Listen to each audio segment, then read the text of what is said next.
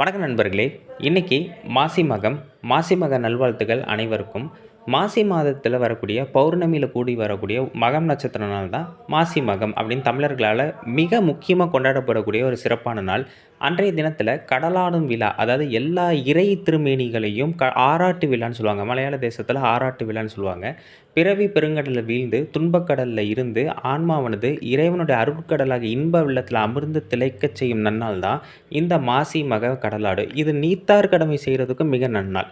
அந்த வகையில புறநானூற்று 9ஆம் பாடல்ல நெட்டிமையார் அப்படிங்கிற புலவர் பாண்டிய பேரரசர் பல்யாகசாலை முதுகுடுமி பெருவழுதியை நோக்கி ஒரு பாடல் பாடுகிறார். அது மாசி மகம் பற்றிய குறிப்பு. அந்த மாசி மகம் பற்றிய குறிப்பில செந்நீர் பசும்பொன் வைரியர்க்கு ஈத்த முந்நீர் விளவின் நெடியோன் நன்னீர் பருளி மணலினும் பலவை. நெடியோன் அப்படின்னு குறிப்பிடுறது இங்க பல்யாகசாலை முதுகுடுமி பெருவழுதி. இந்த நிலத்திற்கும் ஆற்று நீர் ஊற்று நீருக்கும் முன் தோன்றிய கடல் தெய்வத்திற்கு குடுமியின் முன்னோராகிய நெடியோன் விழா நடத்திய நல்ல நீரையுடைய பருளி, அதாவது சங்க காலத்துக்கு முன்னாடி இந்த குமரி கண்டத்தை குறிப்பிடுறாங்க.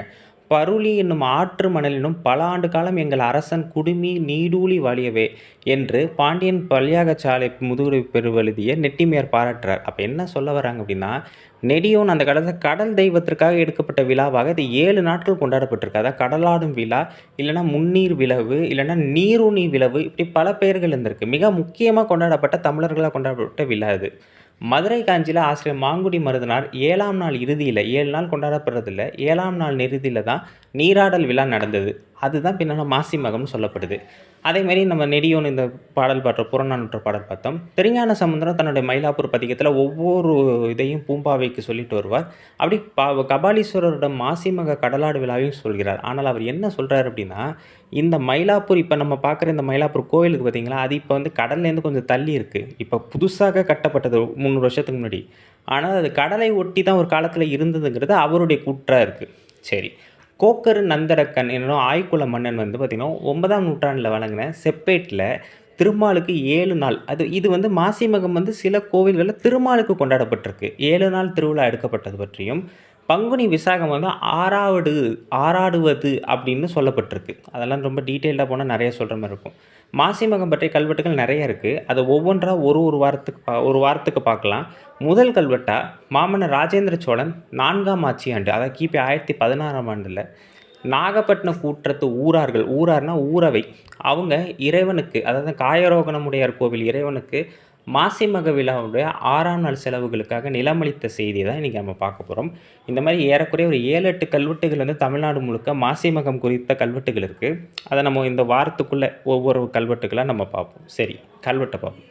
இந்த கோவிலோட கருவறை வடப்புறம், அதாவது நாகை காயரோகணமுடையார் கோவிலோட கருவறை வடக்கு புறத்தில் ஜெகதி மற்றும் பட்டிகையில், வடக்கு புறமாக இருக்கக்கூடிய ஜெகதி மற்றும் பட்டிகையில் உள்ள மாமன்னர் ராஜேந்திர சோழனுடைய 6ஆம் ஆட்சியாண்டு கல்வெட்டாக இது சொல்லப்படுது. 1018ஆம் ஆண்டு கல்வெட்டு.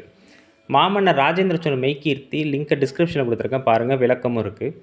சத்திரிய சிகாமணி வளநாட்டு பட்டின கூற்றத்து நாகப்பட்டினத்துறம் இவ்வூர் திருக்காரணமுடைய மகாதேவருக்கு திருவமிதுக்கும் திருவிளக்குக்கும் மாசிமக திருநாளால் 6 நாளில் திருவிளக்குக்கு நக்கன் பெருமானும் நக்கன் ஒன்ன ராமனும் இவ்வனைவோம் இவ்வூர் தங்கள் நிலத்தில் புலத்தில் கொடுத்த நிலத்துக்கு கீழ்ப்பார்க்கெல்லை குமரன் தீரவடிகள் பங்கும் இவ்வூர் சேனாமுக துர்க்கை. இதில் பார்த்திங்கன்னா ராஜேந்திர சோழனோட மெய்கீர்த்தி 2 காணொலியாக இருக்கும். 2 காணொலியோட லிங்க் டிஸ்கிரிப்ஷனில் கொடுத்துருக்கேன். ஏன்னா அது சொன்னால் இன்னும் சொல்லிட்டு போகிற மாதிரி இருக்கும். லிங்கை கொடுத்துருக்கேன், பாருங்கள். மாமன்னர் ராஜேந்திர சோழனோட 6ஆம் ஆட்சியாண்டு கல்வெட்டில் சத்திரிய சிகாமணி நாட்டு நாகை திருவாரூர் மாவட்டங்கள் பட்டின கூற்றம் நாகப்பட்டினம் சுற்றியுள்ள பகுதி, நாகப்பட்டினம் தூரம், அதாவது நாகப்பட்டினத்தில் உள்ள காயரோகணமுடையார், அதுதான் வந்து காரோணமுடைய மகாதேவர்னு சொல்கிறாங்க. மாசி மக திருநாளில் திருவமிதுக்கும் திருவிளக்குக்கும் உணவு படைகளுக்கும் திருவிளக்குக்கும் 6 நாட்கள், அதேமாதிரி 6ஆம் நாளான மாசி மகம் அன்னைக்கு கொண்டாடப்பட்டிருந்த விழாவில் நக்கன் பெருமான் ஒன்ன ராமன் அப்படிங்கிற அந்த ஊர் சபையினர், ஊரார்னு சொல்லுவாங்களா, இவங்கெல்லாம் என்ன பண்ணுறாங்கன்னா மாசி மக நாள் விழாவுக்காக நிலதானம் அளிக்கிறாங்க.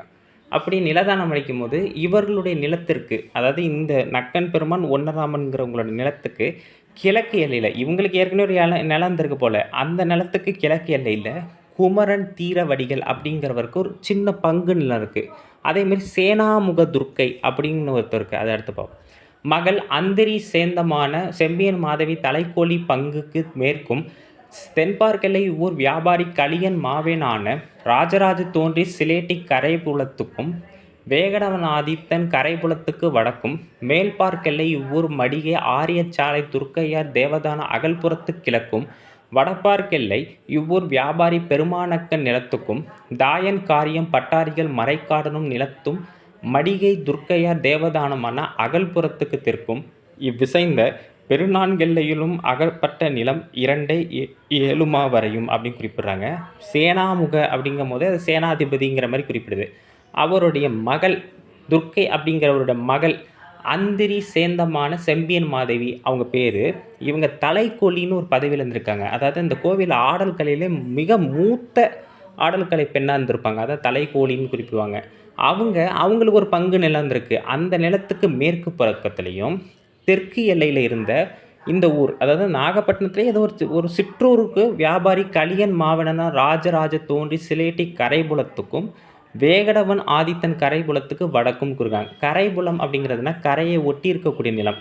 அடுத்து மேற்கு எல்லையில் உள்ள இவ்வூர், அது இந்த நாகப்பட்டினம் ஊரோட மடிகை வியாபார பொருட்களை சேமிக்கிற இடத்துக்கு பக்கத்துலேயே ஆரியச்சாலை துர்க்கையார்னா துர்க்கை தேவிக்கு அந்த எங்கேயோ ஒரு கோவில் இருந்திருக்கு. அந்த கோவில்களுடைய வரியில்லா தேவதான நிலம். அதாவது அகல்புறம்னா வரியில்லான்னு அர்த்தம், இறையிலின்னு அர்த்தம். அந்த நிலத்துக்கு கிழக்கிலும் வடக்கு எல்லையில் இதே அந்த ஊரைச் சேர்ந்த வியாபாரி பெருமானக்க நிலத்துக்கும் தாயன் காரியம் பட்டாரிகள் மறைக்காடன் நிலத்துக்கும் அதேமாரி அந்த ஏற்கனவே சொன்ன மடிகை ஆரியச்சாலை துர்க்கையார் அப்படிங்கிற அந்த கோவிலுக்கு வரியில்லாத தேவதான நிலம் இருந்தது பார்த்தீங்களா, அந்த நிலத்துக்கு தெற்கு பக்கத்துலேயும் ஆக இந்த 4 எல்லைக்குட்பட்ட நிலம். இப்போ நான் சொன்ன இந்த நிலத்தெல்லாம் சுற்றி 4 எல்லைக்குட்பட்ட நிலம் 2 வரை, அதாவது 3/4 பங்கு நிலத்தை என்ன பண்ணுறாங்க, தானமாக கொடுக்குறாங்க.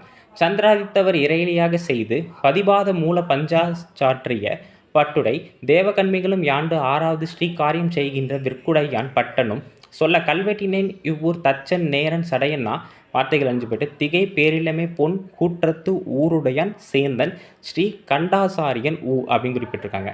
சூரிய சந்திரன் உள்ளவரை வரி இல்லாமல் செய்து பதிவாத மூலத்தார் பஞ்சாசிரிய தேவகன்மிகள் இறைவனுடன் வழிபாட்டு தொண்டினை தூய்மையுடன் செய்யும் முதன்மையாளரான கோயில் பணியாளர்கள் அர்ச்சகர்கள் ஆகியோர் என்ன செய்யணும், 6ஆம் ஆட்சியாண்டு முதல் இந்த காரியத்தை செஞ்சு ஸ்ரீகாரியம் செய்கின்ற அதிகாரி கோயில்களோட கணக்கீட்டை அதாவது அந்த கணக்கு வழக்குகள் விழாக்கள் எல்லாம் கவனிக்கிறவர் அவர் பேர் விற்குடையான் பட்டன். அவர் சொல்ல இந்த ஆணையெல்லாம் சொல்ல அதை கல்வெட்டில் எழுதின தச்சன் பேர் நேரன் சடையன்னா திகை பேரில்லாம பெருசாக ஒரு பேர் வருது, பொன் கூற்றத்து ஊருடையான் சேந்தன் ஸ்ரீ கண்டாசாரியன். அவர் என்ன பண்ணுறாரு, கையெழுத்து போடுறார். ரொம்ப சின்ன கல்வெட்டு தான். இந்த மாதிரி ஏகப்பட்ட மாசிமக கல்வெட்டுகள்லாம் இருக்குது. அதை ஒவ்வொன்றா இந்த ஒரு வாரமாக நம்ம பார்க்கலாம். நிறைய விஷயங்களுக்கு அனைவருக்கும் இனிய மாசிமக நல்வாழ்த்துக்கள். இந்த தகவலை எல்லாருக்கும் பகிருங்க, நிறைய பேருக்கு இதை ஷேர் பண்ணுங்கள். நன்றி, வணக்கம்.